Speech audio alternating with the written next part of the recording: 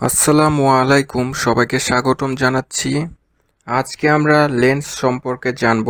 Lens কাকে বলে, lens কত প্রকার, সেগুলো আমরা জানব। চলুন শুরু করি পদার্থবিজ্ঞানের আজকের ক্লাসটি। লেন্স।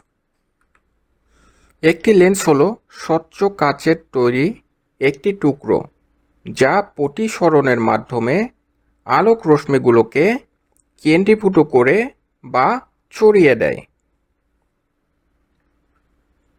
এই যে তিনটা চিত্র, এটা হচ্ছে লেন্সের আকৃতি, মানে শেপ আমি ড্র করেছি। লেন্সগুলো অনেকটা এরকম হয়, কাচের তৈরি।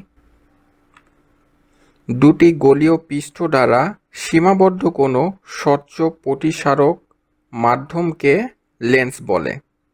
এটা হচ্ছে লেন্সের সংজ্ঞা। চলুন দেখে নিই লেন্স কয় প্রকার। লেন্স হচ্ছে দুই প্রকার হয়ে থাকে। একটা হচ্ছে উত্তল বা অভিসারী লেন্স, আর একটা হচ্ছে অবতল বা অপসারী লেন্স। এই পাশের চিত্র দেখতে পাচ্ছেন। যে লেন্স দিয়ে ছোট জিনিসকে বড় দেখা যায়, এক কথায় সেগুলি হচ্ছে উত্তল বা অভিসারী লেন্স।